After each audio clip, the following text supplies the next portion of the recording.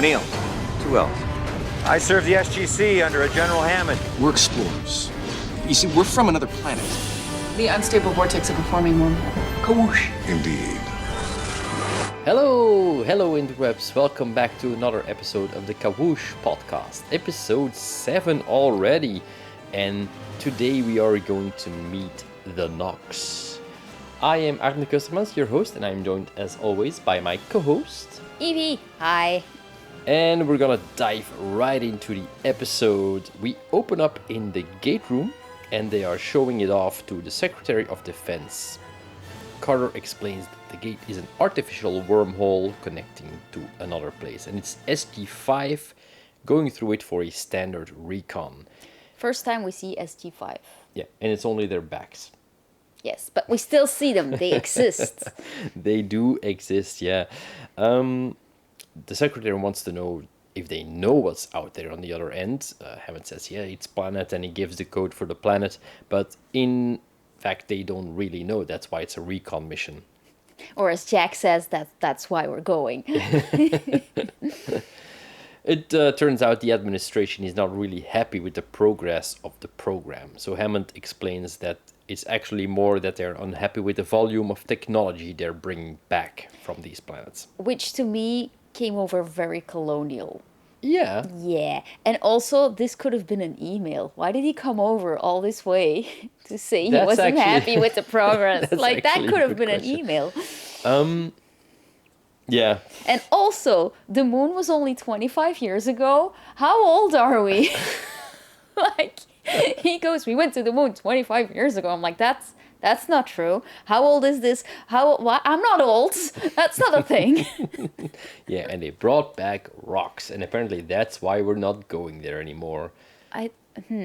Well, according to the Secretary of Defense in Stargate SG-1.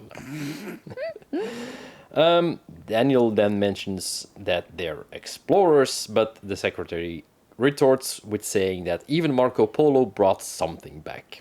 Again, colonialism. Teal'c, being as he is always the practical one, he just asks straight on, what is it that you seek?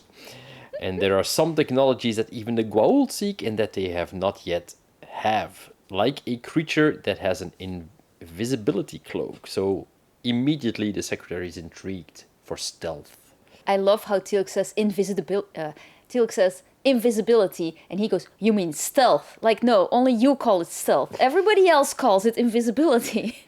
Yeah, stealth is actually not being noticed. Invisibility is not being visible. Like, it's in the same ballpark, but it's not the same thing. Anyway. Yeah. And he reiterates that what will happen if a ship shows up and they have nothing to fight it off with. So off they go through the wormhole and they arrive on another forest planet. Can I just pause here and say that Daniel is very willing to go and catch a thing and then experiment on it. And I don't really know how I feel about experimenting on life forms. Right. Because they really go all in on, we're going to find this creature and take the invisibility from them somehow. Yeah, we're gonna it's like, I mean, I don't know. But yeah, you know, Daniel. It was more of a general vibe because I didn't see Carter not going along with it either. No, because they don't know what it is and they see the benefit of having it. They don't know yet what they would need to do to get it. So it's all potential. It's a slippery slope though. It is. Like...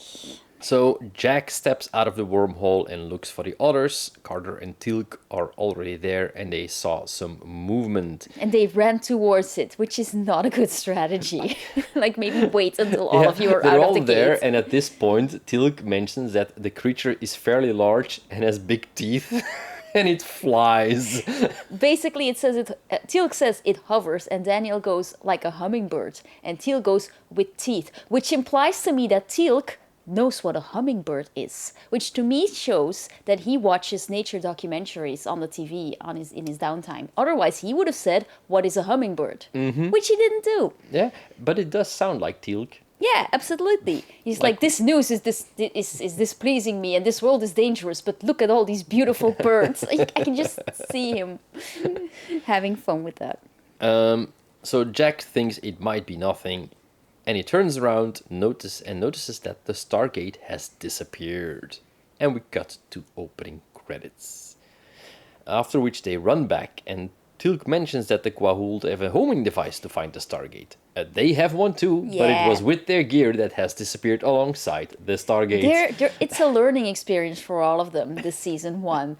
Like, I bet they just, like, at the end of season 10, they step out of the gate and they have to answer this really long question, like, are you really who you say you are?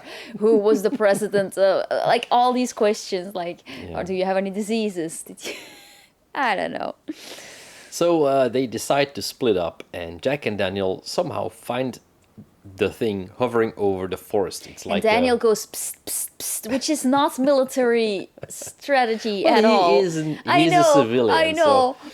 Yeah. Just... And it's just a blurry thing hovering Yeah, over but the that, you forest, know, and it somebody, buzzes. must somebody think of the budget? Yeah, of course. Yeah. But it does buzz. So, and then suddenly a laser blast shoots up from beneath them, but it's not from Teal'c. So Daniel and Jack go a little bit closer, and they see Apophis and some of his personal guard walking down there. They are also hunting for the creature. So they meet back up, and they discuss what to do about Apophis, because if they capture him, they can find out what happened to Share and Skara, and he also will have a homing device to find the Stargate. Plus, home base will be very pleased if they can capture someone that important. I just wanted to note, Daniel does get up in his emotions, but taking a leader isn't a bad plan Yeah, it's on the surface. They flip to that plan very fast because it has benefits to get him, and of course they have the emotional connection that they want to find their loved ones. So yeah, it's completely reasonable to see him flip on the idea like that. And if they have to bring something back, the leader of their enemy is a good one to have. So yeah. And then Jack asks Teal'c if he is sure he wants to confront his former god, which he is comfortable with. It was also raining that day, which you can see, because Teal'c's head is just dripping with mold. I just wanted to give him a hat. Everybody had their hats on, and you can even hear the rain slightly, and you just know that production was like, okay, we have to shoot. I'm sorry, dudes, but like we're losing light.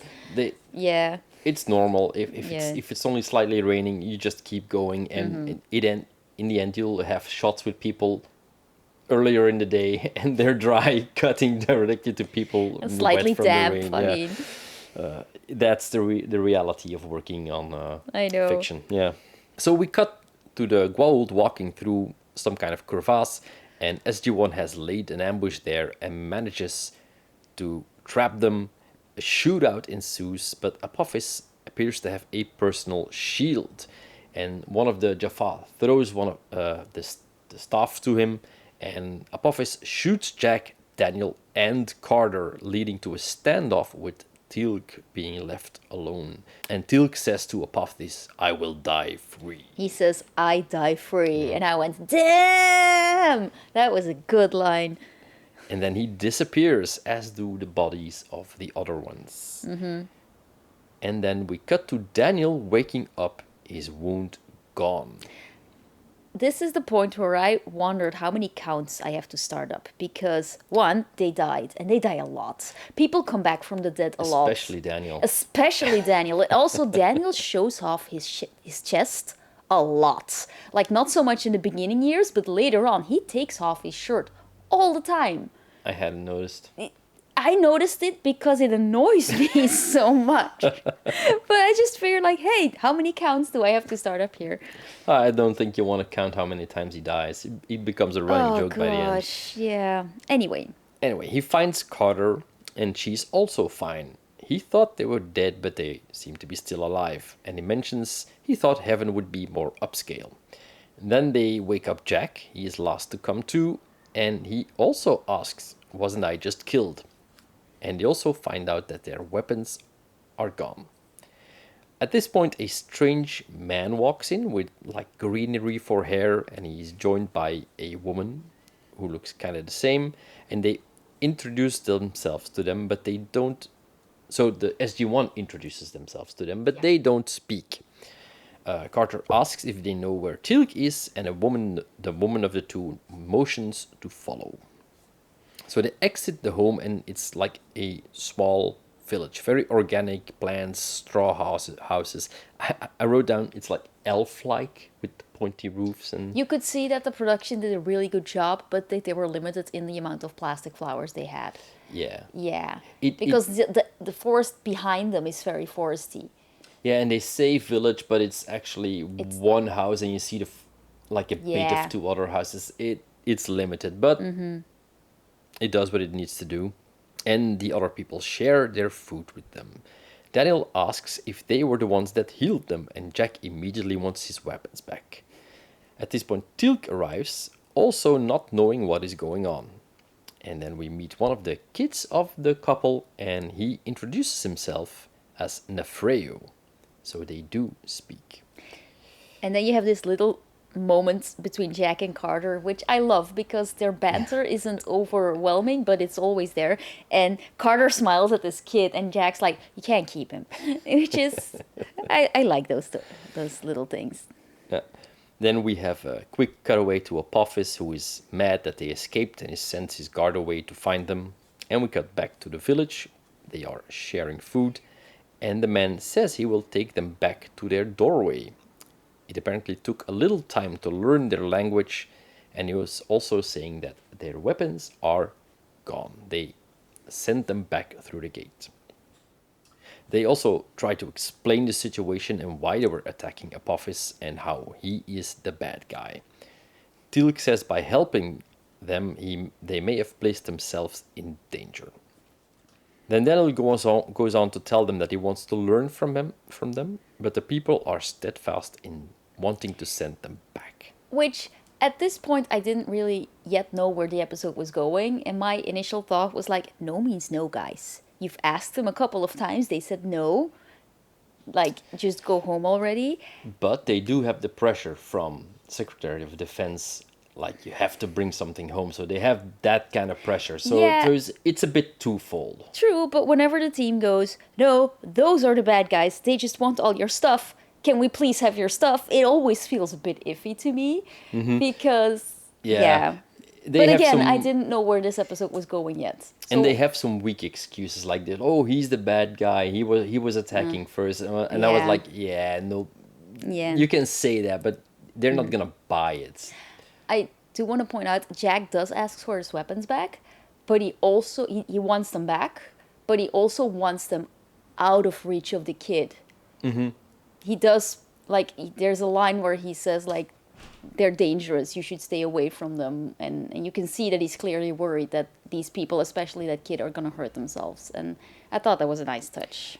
Because it also, we know from Yeah. last episode what happened, and it also shows that it's not only Carter being the mother of the group. No, he also has a connection with the kid, because that's Jack. Yeah. I mean, I didn't really get the mother. It's more like, No. oh, it's a puppy. I mean, No, but was it's very it's very stock writing. Like the kid goes to the only female and makes contact, but we clearly see that Jack also like bonds with him a little bit. Then the woman mentions that to Teal'c that his brother will revive later, so they follow her inside and find one of the Jaffa being healed. Shackle. Yes. Also with an apostrophe in his name, because otherwise you wouldn't know they were aliens. At this point, they again try to convince the people that the Gua'old are bad, but of course they say they see no difference with their team. And They basically point at Teal'c, like, he's one, like, yeah, but he's with us. But he's like, with us. Like, that's "He's not us." a very good argument, Yeah, Jack. And at this point, they identify themselves as the Nox, and they will not share their technology and want them gone. Teal'c is concerned that the surviving Jaffa will bring Apophis when he wakes up, so they discuss what to do with him next. Then we cut back to Apophis. They found no trace of SG-1 but also found out that one of their own is missing. Can I just say, Apophis's eyebrows are on point. Because they really are. Okay, moving on. Yeah, but their makeup is always on point. Yeah, but he's just very... We cut back to Teal'c standing next to Shackle in the home, and the woman mentions that Shackle is faking being asleep. He has healed already. And then when Teal'c tries to convince him to leave Apophis, the other one doesn't want to hear anything of it. Outside, Jack and Daniel are making sharp sticks to defend themselves from Apophis. No, they're making bow and arrows, and that's not how you make bows and arrow. I know, They just that's- basically found a stick that makes the shape of the bow already. No, you need tension. Also, where did they find the specific cord? I have questions. That's why I wrote down that because like we see him making the arrows, but it's just like them sharpening. And it's not even a straight stick that he's sharpening, but then he picks up a bundle of straight sticks, and I'm just like, Yeah. later on I wrote down, I know he was MacGyver, but this is getting silly. That was later on though, when he... So yeah. the little Nox, Nefreo, approaches and wants to know if what they made is a weapon. And he starts following them around and he wants to know why they want to fight. So Jack tries to explain that sometimes turning the other cheek doesn't work. And the creature that they were hunting in the beginning of the episode suddenly is above them, hovering, and Jack tries to shoot it down with his bow and arrow. And pushes Nefreo off and says to run. Meanwhile, Daniel tries to talk with the Elder about sharing knowledge, but it tells Daniel that knowledge takes time. He's a little bit psychic, so he keeps answering questions that Daniel didn't really ask out loud, and he also reveals that he's about 400 years old, well, even older. Which made me wonder, because Daniel explains how we count time, but I'm assuming he uses the rotation of his own planets, so we can't be exactly sure that it's Earth, the same as Earth counting. But then I thought, I'm overthinking things again, and the point is that he's just really old. Yeah. And I should just leave it at that. He also says it's about, so it's not exact. Then we cut back to where Jack has shot down the Fenrir, and suddenly the Elder appears next to him, and he reveals to Jack that it was them who hide the Fenrir and the Stargate. He also says, because Jack basically goes, "We're not hunters," and I'm like, Jack, you're literally holding a bow and arrow, and you shot at the creature. I think that was kind of the point. I Probably. know, but I was just like, Jack, really? Like every time they want to Honestly, make baby. an argument, it Yeah, just doesn't we're like, work. we're not hunters. And there's some banger lines in here, because they say about Apophis, what he cannot possess, he destroys, which I thought was a really cool line. But then the Nox hit him back with, "We do not trust you with your enemy." I mean, how cool is that? Like, just bluntly going like, we don't know who you are. We don't know if we can trust Exactly. you. Just because we're pacifists doesn't mean we're going to let you walk all over us. Yeah. So that was nice. Sorry. No, it's fine. The Elder also says that he doesn't want Nefreo to learn their ways. Valid. Yeah, and Jack tells him that now that the Gua'old know what they are, they will come to them. Daniel is also talking to the Elder, and is this the same guy, or because there's two older people, right? You have the dad and you have the grandfather. Oh, But yeah, I thought Daniel was talking to the Elder, and then Jack was talking to the yeah, they dads. look a little bit too samey for me, and I wasn't One is really more wrinkly. Yeah, I wasn't really paying attention. So it's either he's splitting himself among the two, No. or it's the both of the elders. So yeah, I might be a bit mistaken Anyway. about that. Yeah. So Daniel asks why they didn't bury the gate to hide, but then the others, well, the Gua'old in this case, would know that there's somebody there burying the gates and would come anyway, because they have been coming to hunt the creature, the Nefri, for years. And at the village, SG-1 is still trying to find out what to do. The Elder doesn't want to give them the Jaffa because, as you said, he doesn't trust them with their enemy, and they will do as Shackle wishes. We cut back for a moment to Apophis, who is still looking for them, and then we cut to Teal'c and with Shackle, and the Jaffa cuts himself loose and attacks Teal'c, at which point the woman Nox comes in and to find out what happened. And outside we hear Teal'c yelling, and Shackle has escaped and has killed the woman.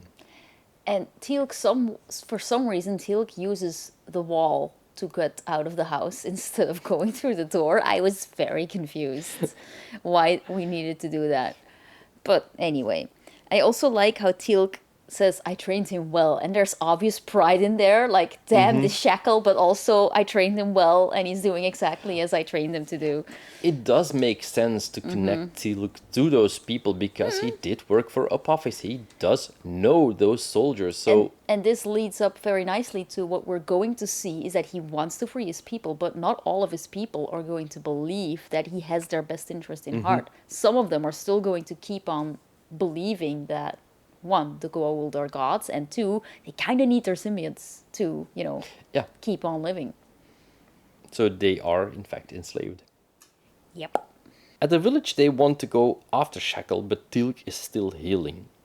So they stay and witness the Nox bringing the woman back, and they are phasing while they do so.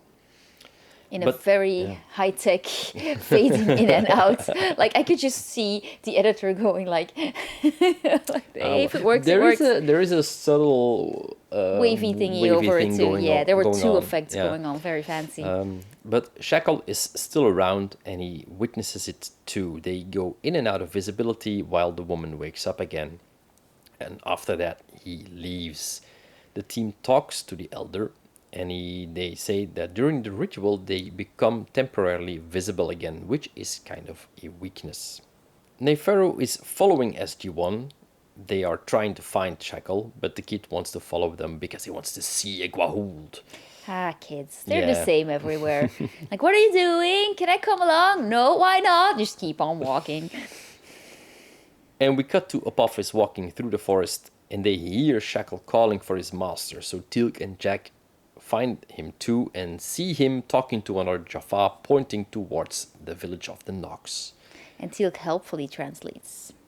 Yeah, Which I like a lot. It's not like these Jaffa meet up in the forest and conveniently start speaking English to each other. there is a lot of their native language, like the how do you call it, the Egyptian. They talk. Is it really Egyptian? I don't know. I don't think so. I think it's half made There's up. too much or- Cree in there, I Yeah. think, for them to actually be speaking Egyptian. But it's not subtitled, and they do talk in another language, so that's kind of cool. Jack and Teal'c go back to the village to warn them, and the elders realize that Neferu is missing. He comes across Apophis in the forest, and Apophis charges his hand weapon. We cut back to the elder Daniel and Jack looking for him. Jack is defending himself, saying he told the kid to go home, but the elder says the young don't always do as they're told. The very young do not always do as they are told. I thought there's a lot of killer lines in this. Then we cut to Sam, Teal'c, and the mom, and they find the body of Neferu, so they bring it back to the village to heal him. Does anybody in this episode not die? I don't think so. They all come back. I think yeah. all of them. Well, they do die, and then they come back. Yeah, well, yeah. I mean, just there's don't a lot stay of there. yeah. Teal'c warns them that Apophis knows of the ritual and will be able to find them. So they sort of say they will find their own way back to the Stargate and make a whole spiel of walking off Yeah. because they don't want to witness the massacre, or at least that's what they say. The village woman asks if they should go to the others, but that would take too long. So they stay and start the ritual. Now we cut to SG-1 in the forest prepping weapons to fight the Gua'old. Jack saw the staff weapon being thrown to Apophis and it went through the shield, so he hopes an arrow might work up close. And he has this little dart syringe left over, and that's where I wrote, I know you're MacGyver, but this is getting silly, because he literally uses very heavy rope to tie it around the arrow. I'm like, now if you're gonna shoot that arrow, it's just gonna go down into the ground. I mean, you know that's how that works, right? And none of the scientists go like, your math is off, sir. Like, no, none of them. Yeah, so the ritual starts, they start phasing in and out, and SG-1 takes places to ambush their enemy, and it works. They start with some hand-to-hand combat and manage to take the staff weapons from the Jaffa, and then the shooting starts, which warns the Nox of what is happening. Then, in the end, Jack manages to confront Apophis, but when he shoots his arrow, Apophis disappears and the arrow goes through him, or where he used to be.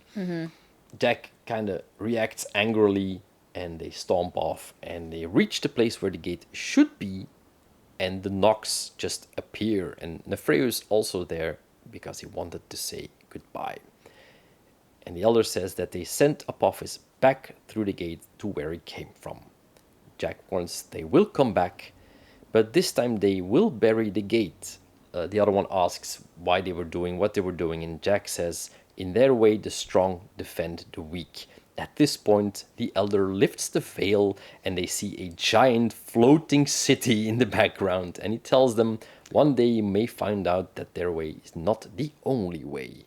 And with a gesture, he activates the gate. I really love that because there's this assumption of superiority, especially around the United States and the army. And I like that they use it and address it. Yeah, and they look very low tech. Yeah, they look very low tech. And then there's this city. I basically love that they were probably just having a cabin in the woods, you know, holiday exactly. before going home. I don't know. It's a bit implied that these are just people living apart from the rest of Yeah, they're the society in their hippies floating city. Or they were just on a holiday, or they're just the scouts. But anyway, I really like how they were like, yeah, no, just because... Yeah, it seems that the Nox have a technological level much higher than even the Gua'old. And they wonder why the Nox didn't just tell them that. And Jack remembers that the young don't always do as they're told. So they go back home empty-handed. And I really like that they say, we should have listened. And then they say, something worth taking home. Which I really love, that they're humbled and they're taking this home. And they're probably going to get yelled at back home because it's not something tangible. Probably. But the team is learning things. And that too is like a red thread throughout the series. That because home base, like depending on who's the president and who's working on top, sometimes somebody will blunder in and say like, you're not doing it right. And we're running this and this and this and this. And like, that's not the point of this mission. So, but it is, they do have to keep in mind that it's a military organization. So they pull a lot of threads together. Like, okay, you need to convey that SC1 needs to keep existing. And why do they keep existing? Because they want to find new technology. And so they actually pull all those things together in one nice, tight story. yeah, I like this one a lot. And you said that one of the actors was actually Quark. Yeah. And I did not recognize him. The main... Now, to be fair, I am very face blind. And also, Quark has some makeup when he's on screen. I noticed it because the way he talks and the way he moves his mouth. And he has his teeth that's a little bit on top. Really? Seriously? You're recognizing people by their teeth? I just noticed, like, there's something familiar about the way he talks. I am never going to get away with this protection if I ever need it, you know? I will find you. So, yeah, this actor is Armin Shimmerman, and he plays Quark in Deep Space Nine, and he is the main Nox the Dad in the group. So, yeah, that's another cameo. It's not really a cameo. No. It's just his job. He's an actor. It's a guest actor. Really well cast. Overall, yeah, I like this one. It's it broadens the world. There's new stuff happening while also making us remember that we have Apophis as the big bad guy. We have some new races. We will learn later on that these are the first races, but at this point we just know that there's other people out there and they are very advanced. Also, Apophis, he trudges through a forest, but he makes it work for him. Like, he looks indignant all of the time. I think he even goes to the bathroom indignant. He just has this air about him, like, how dare the world exist around me. But I that love actor, the way that he plays it. Double check the actor. Yeah. I think it's Peter Williams. He's just, I love how he shows up to work every day and he gives 120%. Yeah, he is very good in the role. I'm not sure if he has done a lot of other things, but here he is just amazing as Apophis. And I do think that's one of the reasons they kept him on for quite a while. Are you finding him? Yes, I am double checking right now. I love the sound effects. Peter Williams, Apophis. Let's click on his name and see what he did. Apparently he was in the Chronicles of Riddick. Okay. And in the terrible Catwoman movie. Yeah, I don't really... poor him. Yeah. But he's still working, so that's cool. So yeah, well, overall, the story is really, really solid. Like you said, they do humble our SG team a little bit, which is nice. And it's also good that they have to solve things without really having access to their weapons. Okay, they do fight a little bit, but Well, but I in liked... the end, it doesn't matter. I did like the fighting. It was hand to hand, and it was well thought out. You can see that there's a choreographer on set. That they didn't just say, "Oh, just flail about, and we'll just film you a little bit." And Yeah, but it's not the solution to the problem. no, absolutely, yeah, good point. So the Nox and their peaceful ways are what, in the end, makes it all work, and they save them instead of the other way around. They think they're saving the Nox, but the Nox actually saved them. Yeah, So and well, they at no multiple point times. and at no point in time did Nox deviate from their pacifism. No, and they didn't even talk down to them. No. They were like a parent with a child. Yeah, but like a very patient Yeah, parent. like just go home, we'll take care of it. Yeah, come on, sit down. Did you clean your room? So yeah, I am looking forward to the next one. What's the next one? Looking it up. Episode 8. The next one is episode 8, Brief Candle. Oh, that's another good one for Richard Dean Anderson. Okay, did you just look at the description, or did you just know out of your head? Oh, I that- just know. No, I saw the picture and Okay, I remember what it's about. But Okay. No specifics. So I'm really looking forward to seeing it again okay. and to know what you think of it. So that's it for this week. Where can people find you on the interweb? On the interweb. On the interweb, I am Evie Belknap. On Instagram, I'm back now. I logged in. I saw. You saw! And on Blue Sky, but mostly on TikTok, where I make silly thingies. Where can people find you? They can find me as Arne Keustermans on Instagram or @Iradonian on YouTube and Blue Sky. And well, like I said, I have a TikTok, but you won't find anything on there for now. So we look forward to seeing you next week for... We don't see them. No, we don't see them, but they see us. Next week for episode 8. Bye.